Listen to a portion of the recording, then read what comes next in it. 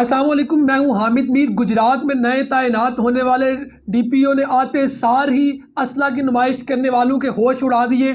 उन्होंने जल्द डीपीओ गुजरात हाफिज अताउर रहमान ने आते सार ये हुक्म जारी किया कि गुजरात में जो असला कल्चर है उसे ख़त्म करने के लिए हम हत्ता इम्कान कोशिशें करेंगे। और उन्होंने आते सार ही, मैं आपको एक बड़ी खबर देने जा रहा हूँ, एक्सक्लूसिव खबर ब्रेक करने जा रहा हूँ। उन्होंने ज़िला गुजरात के तमाम थानों को ये हुक्म जारी किया कि आपके इलाके में जितने भी वो लोग हैं जो असले की नुमाइश करते हैं उनकी लिस्टें जारी की जाएं।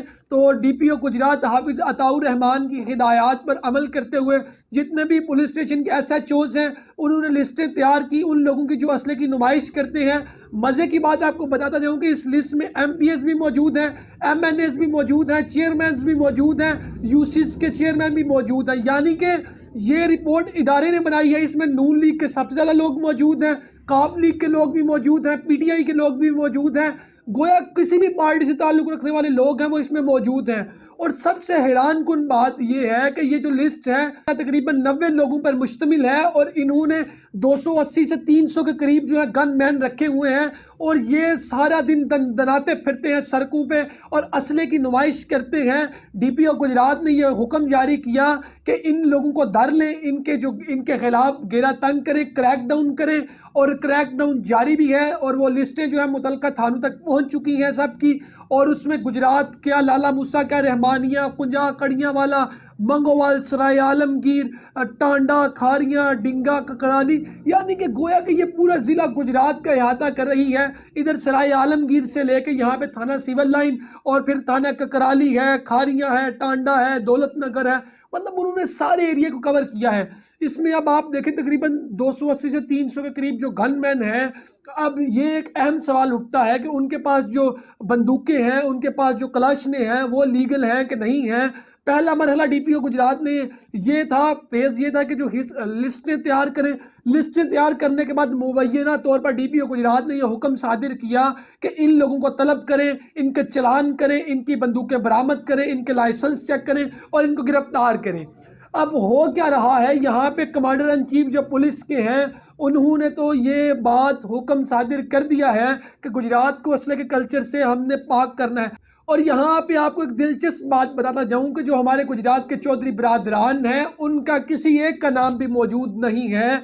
ये एक हैरान कुन बात है, हालांकि वो भी अपने गार्ड्स कैरी करते हैं। बहरहाल इसका जवाब तो वही देंगे, उनके कोई स्पोक्स पर्सन देंगे। और मजीद इस पर जो हाफिज अताउर रहमान है डीपीओ गुजरात, उनका कहना था कि हम वजारत दाखिला से ये समरी लिखेंगे उनको कि इनके लाइसेंस कैंसिल किए जाएं कि ये लोगों में खौफ खरास फैलाते हैं और असले को लेकर दंदनाते फिरते हैं।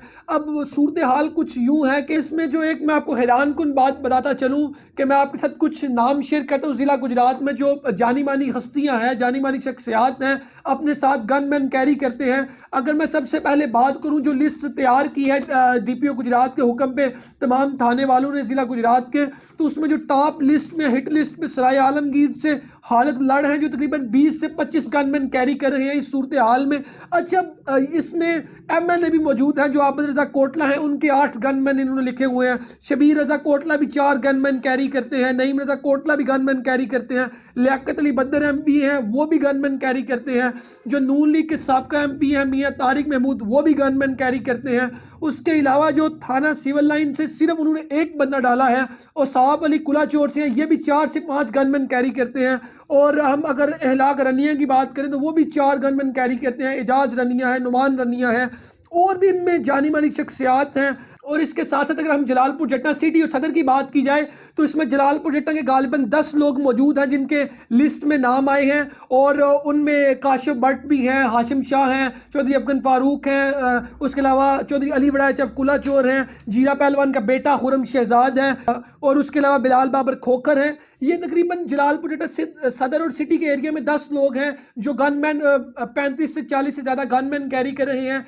और अब इसमें हुक्म तो जो डीपीओ गुजरात ने सादिर किया है वो देखते हैं कि उसमें ये लोग किस कदर जो हैं अमल करते हैं। अब एक और यहाँ पे बड़ा मसला बन गया है कि देखें डीपीओ गुजरात ने तो ये हुक्म जारी कर दिया है, अब उसके बाद हो क्या रहा है कि जैसे कुछ लोगों के पास लाइसेंस्ड गन्स हैं, वो क्या करते हैं, उन्होंने 2 या 3 बंदूकें जो है उनके इस रिपोर्ट में खुफिया पुलिस ने जो बनाई है उनको 2 बंदूकें दे दी और कोई भी 2 बंदे उठा के दे दिए और पुलिस ने उस पर 13-20-65 का पर्चा दे दिया है और अब उनका चलान हो जाएगा, 2-3 दिन बाद वो जमानत के बाद वो बाहर आ जाएंगे। यानी कि जो असल लोग हैं, जो उनके गन मैन है, वो उन्होंने पुलिस के हैंड ओवर नहीं किए।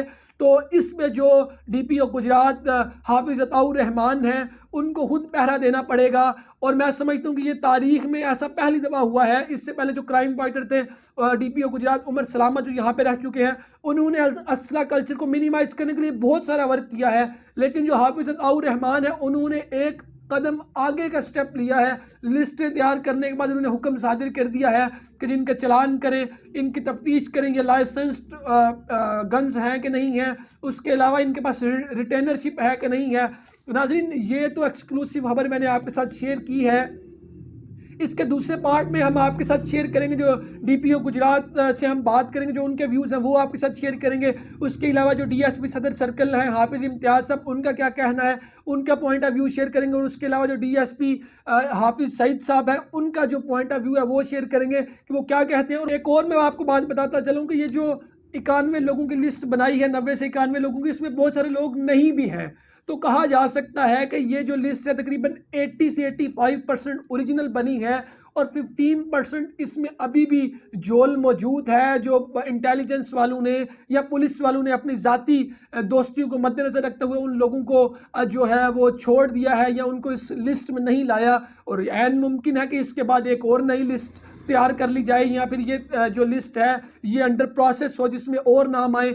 तो हम जो डीपीओ गुजरात हाफिज़ अताउर रहमान है उनको ज़बरदस्त खराज तहसीन पेश करते हैं कि उन्होंने असला कल्चर को मज़ीद मिनिमाइज़ करने के लिए ये कदम उठाया है। नाजरीन, इस पर आप क्या राय रखते हैं, कमेंट सेक्शन में ज़रूर शेयर कीजिएगा। क्या आया कि आप समझते हैं गुजरात में असला कल्चर को मिनिमाइज़ होना चाहिए ये बात, या फिर इस बात पे अपनी राय का इजहार करें कि क्या गुजरात में असला कल्चर मिनिमाइज हो सकता है या नहीं। इसमें अपनी राय का इजहार ज़रूर कीजिएगा और पेज को फॉलो, कमेंट और लाइक शेयर ज़रूर कीजिएगा। अल्लाह हाफ़िज़।